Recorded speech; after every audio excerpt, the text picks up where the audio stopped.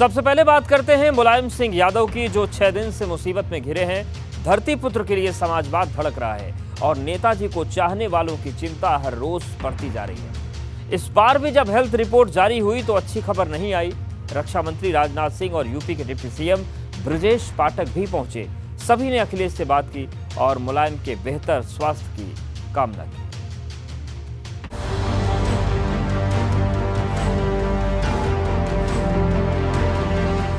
नहीं हुआ हालत में सुधार, अच्छी खबर का है इंतजार। दुआओं का दौर जारी, समर्थकों में बढ़ी बेकरारी। जिसका जलवा कायम है उसका नाम मुलायम है, तो हम वो जलवा ही देखने आए थे कि एक बार कोई खबर मिल जाए कि नेताजी स्थिर है। ऑफकोर्स नेताजी इमोशन है हमारे लिए। माननीय नेताजी हम लोगों के बीच आए और हम लोगों को मार्गदर्शन करें, यही हम लोगों की भावना है। करोड़ों लोगों, करोड़ों किसानों, नौजवानों की आवाज नेताजी। समाजवादी पार्टी के कार्यकर्ताओं के लिए एक एक मिनट बड़ी मुश्किल से बीत रहा। लगातार छठे दिन मुलायम सिंह यादव का जो हेल्थ बुलेटिन जारी हुआ उसने और परेशानी बढ़ाई, क्योंकि नेताजी की तबीयत अभी भी नाजुक है। जीवन रक्षक दवाओं पर सांसें चल रही। पूरा सैफई परिवार मेदांता में है। मुलायम की तबीयत जानने रक्षा मंत्री राजनाथ सिंह भी मेदांता पहुंचे। राजनाथ सिंह ने अखिलेश यादव से काफी देर तक बातचीत की, मुलायम का हाल जाना। इसके अलावा डॉक्टर्स की टीम के साथ भी अलग से बैठक की। इससे पहले डिप्टी सीएम ब्रजेश पाठक भी मेदांता पहुंचे थे। धरती पुत्र की सेहत की जानकारी ली और डॉक्टर्स के पैनल से बातचीत की। ईश्वर से कामना की नेताजी जल्दी स्वस्थ होकर सबके बीच आ जाएं। आदरणीय मुलायम सिंह यादव जी को देखने के लिए हम लोग आए थे। उनकी तबीयत ठीक नहीं है और गहन चिकित्सा में है और हम सब ईश्वर से प्रार्थना करते हैं कि वो शीघ्र स्वस्थ हों। हम पूरी तरह से आदरणीय मुलायम सिंह जी के स्वस्थ होने के लिए जो भी सरकार कर सकती सारे उपाय करेगी और हमने चिकित्सकों से भी बात की है कि वो पूरा प्रयत्न कर रहे हैं, ऐसा सभी चिकित्सकों ने हमसे कहा है। जो नेताओं के भी नेता हैं, उनका नाम मुलायम है और अब ऐसा वक्त आ गया है कि जब हर कोई उनकी सेहत को लेकर चिंता जता रहा। मुलायम की नासाज तबीयत की खबर हर किसी को मेदांता की तरफ खींच ला रही। मेघालय के पूर्व राज्यपाल सतपाल मलिक ने अखिलेश यादव से मुलाकात की, जबकि पूर्व विधायक मदन भैया और मेरठ शहर से विधायक रफीक अंसारी भी मेदांता अस्पताल पहुंच गए। अंदर मुलायम मुसीबत से जंग लड़ रहे और बाहर समर्थकों की आंखें भरी हुई हैं। मेदांता के इमरजेंसी के बाहर सपा नेताओं का हर वक्त जमावड़ा दिखाई दे रहा।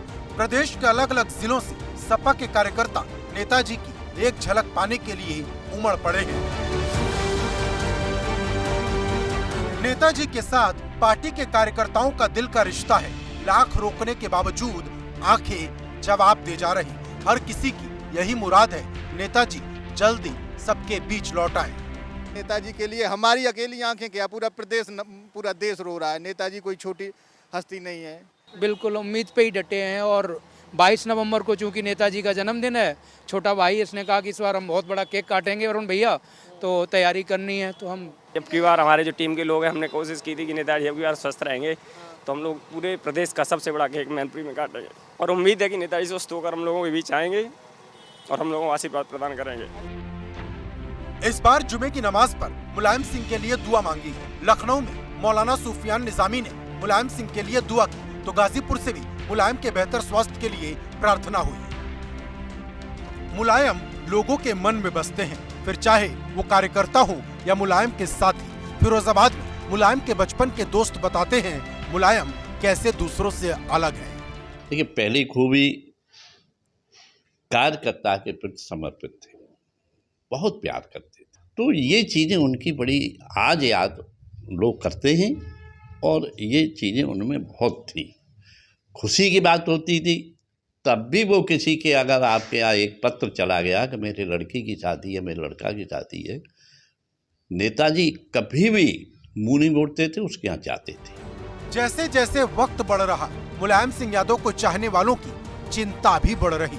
शनिवार को भाजपा नेता और मुलायम की बहू अपर्णा यादव भी मेदांता पहुंचेंगी। यानी परिवार में भले ही दीवार खड़ी हो, लेकिन मुलायम का नाम हर किसी को करीब ले आ रहा।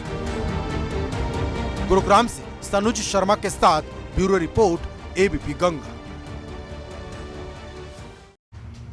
और अब बात करते हैं पूर्वांचल की पिच पर राजभर बनाम राजभर वाली लड़ाई की।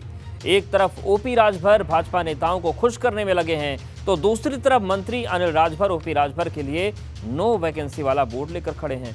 आज दोनों नेता कुशीनगर में थे। ओपी राजभर ने जहां अखिलेश यादव पर निशाना साधकर भाजपा को खुश करने की कोशिश की, तो अनिल राजभर ने ओपी राजभर के ऑल आउट होने की भविष्यवाणी कर दी।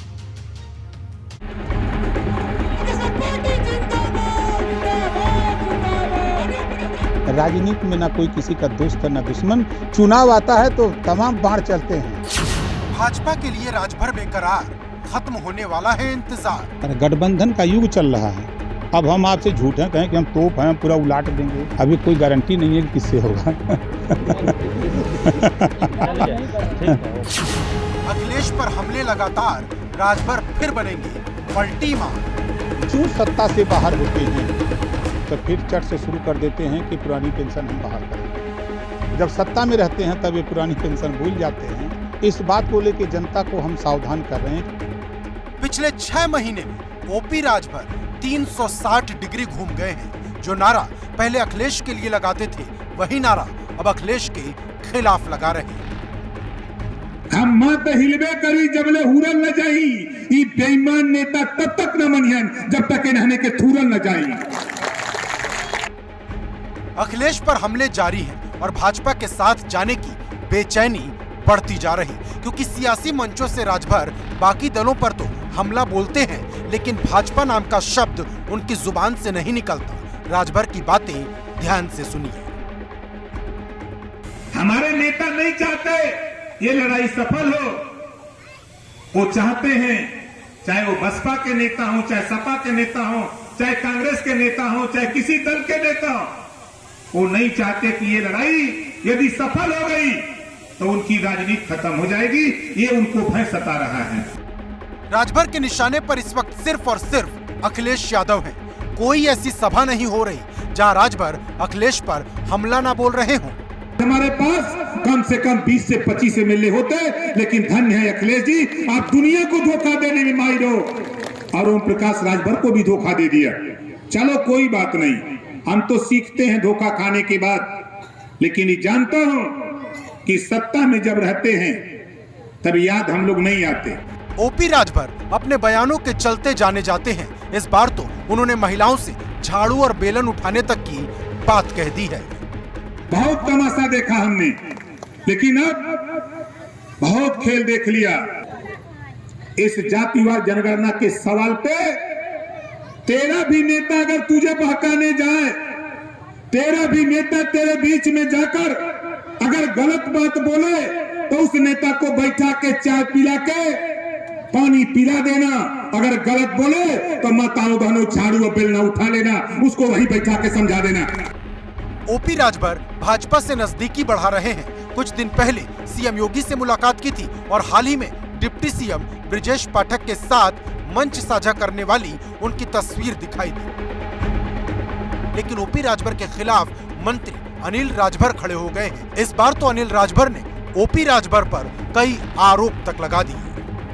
कोई फर्क नहीं पड़ने वाला है। देखिए, सिद्धांत विहीन लोगों का, जिनको समाज के हित से कोई लेना देना नहीं, समाज के महापुरुषों के सम्मान से कोई लेना देना नहीं, समाज के हित की राजनीति में हमेशा तिजारत व्यापार करने वाले लोगों का चेहरा बेनकाब हो गया है। विकेट गिरना शुरू हो गया है। बहुत जल्द ये ऑल आउट होने जा रहे हैं। समाज बहुत अच्छी तरीके से इनको पहचान गया है। अब इनकी पूरी तरीके से राजनीति की दुकान बंद होने जा रही है। एक छटपटाहट है। मैंने तो आप लोगों के ही चैनल पर कहा कि ओम प्रकाश राजभर की छड़ी सहारा खोज रही है। बिना सहारे के उनकी छड़ी खड़ा नहीं होती। ओपी राजभर के खिलाफ अनिल राजभर ने ही झंडा उठा लिया है, लेकिन क्या उनका वीटो पावर काम करेगा या फिर ओपी राजभर भाजपा के नजदीक जाते जाते इतने करीब पहुंच जाएंगे कि लोकसभा चुनाव भी मिलकर लड़ेंगे? और अगर ऐसा हो गया तो अनिल राजभर क्या करेंगे? Bureau report, ABP Ganga.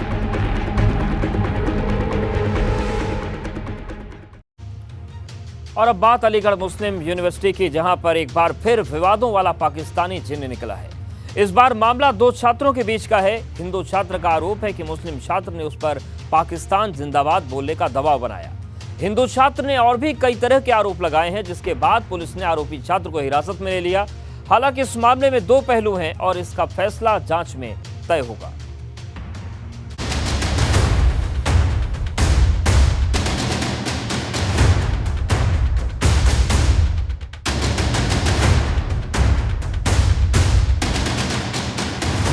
AMU में नया विवाद, पाकिस्तान वाला फंसा। फिर हिंदू मुस्लिम वाला घाव, यूनिवर्सिटी में धार्मिक तनाव।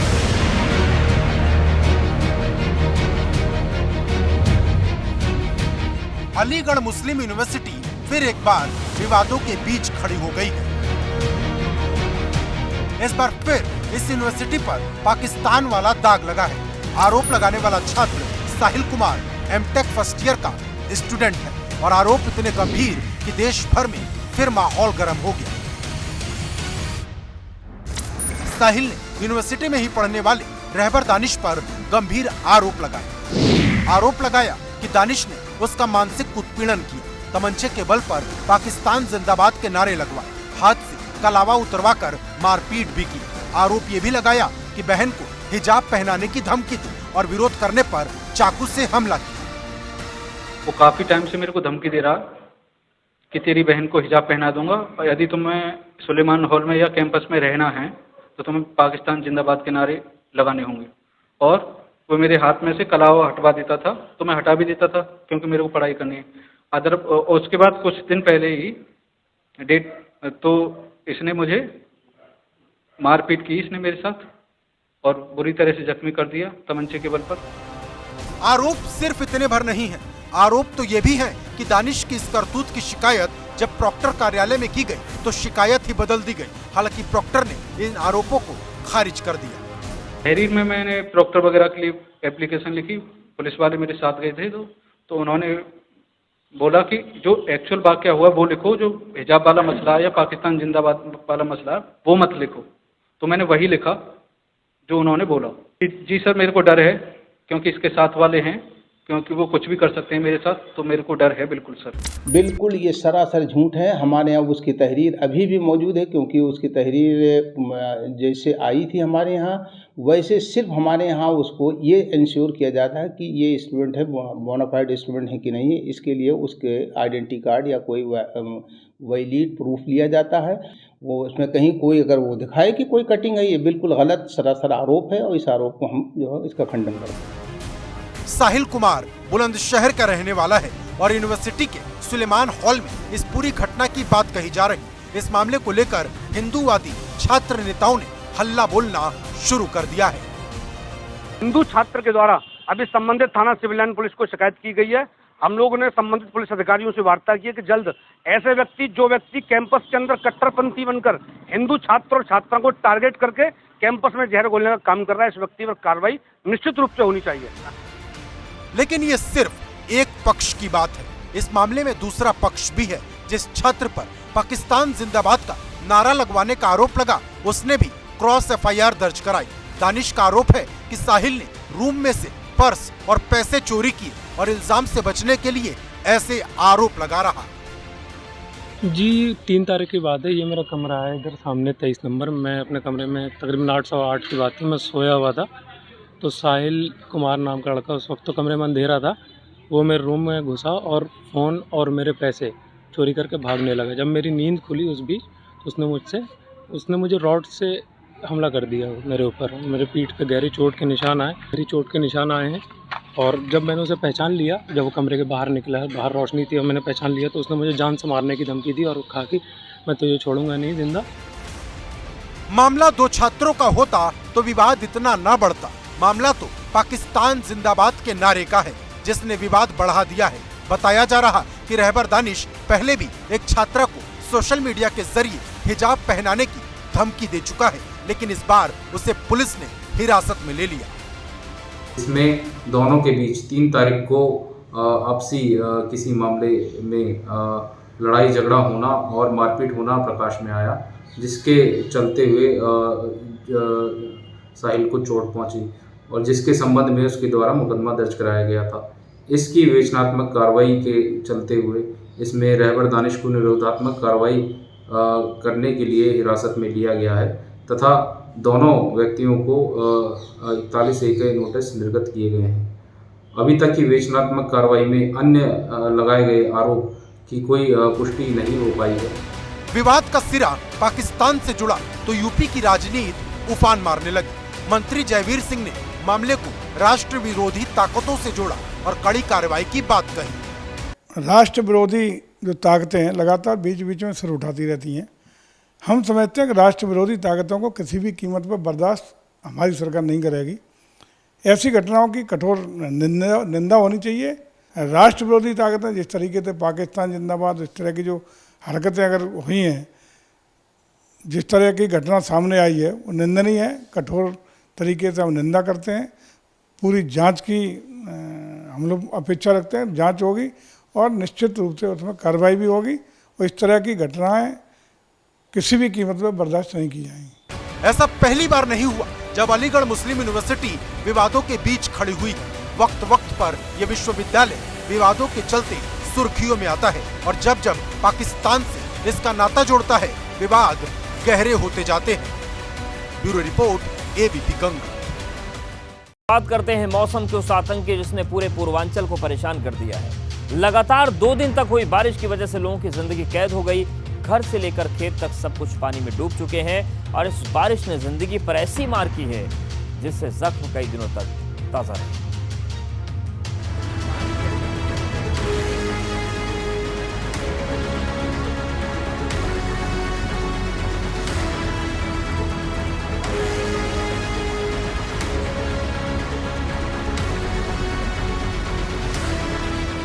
अक्टूबर में मौसम का आतंक, बारिश का उल्टा मार्च, तबाही ही तबाही।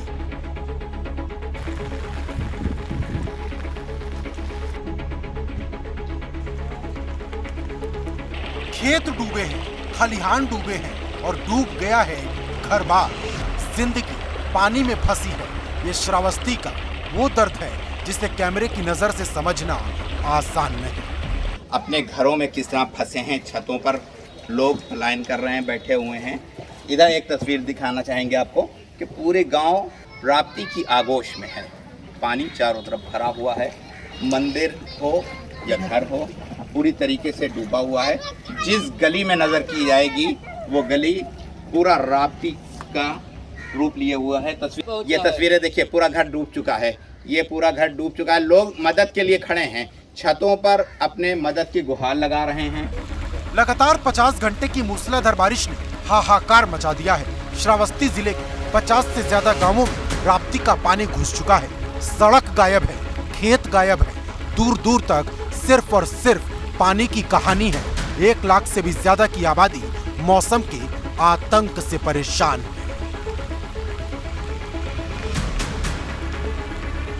घर में पानी है, बाजार में पानी है, जिंदगी पानी पानी है और ये बेबसी की कहानी है।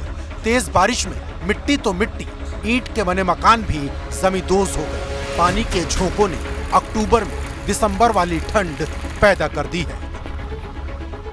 कैसे मकान गिर गया आपका?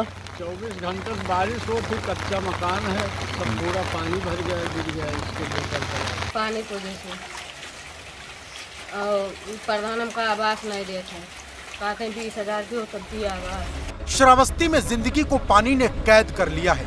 पानी की मार इतनी जबरदस्त पड़ी, भिनगा 4 लेन पर पुल के डैमेज होने की आशंका बढ़ गई। हालात ऐसे बन गए कि पुलिस ने वन वे पर लोगों का आना जाना बंद करा दिया। ये पुल है 2017 में, आपको बता दें, और 2014 में ये 2 बार पुल डैमेज हुआ था। इस बार भी पानी को देखते हुए, भीषण पानी को देखते हुए इस पर आवागमन पूरी तरीके से रोक दिया गया है। ये 4 लेन है, दूसरी लेन आपको वो दिखाना चाहेंगे। आपको ये तस्वीरें कुछ और ऐसी भी दिखाना चाहेंगे जो लोगों को भयभीत कर सकती है। यहाँ पर पानी काफ़ी तेज़ धारा में बह रहा है। वो रोड चालू कर दी गई है, इस रोड को पूरी तरीके से ब्लॉक कर दिया गया है। कहीं घर डूबे हैं तो कहीं स्कूल भी पानी में घिरे हैं। ये गोंडा की तस्वीर है जहां 2 दिन की बारिश ने जगह जगह तबाही के निशान छोड़े। स्कूल बंद करने के आदेश जारी करने पड़े और खेतों में खड़ी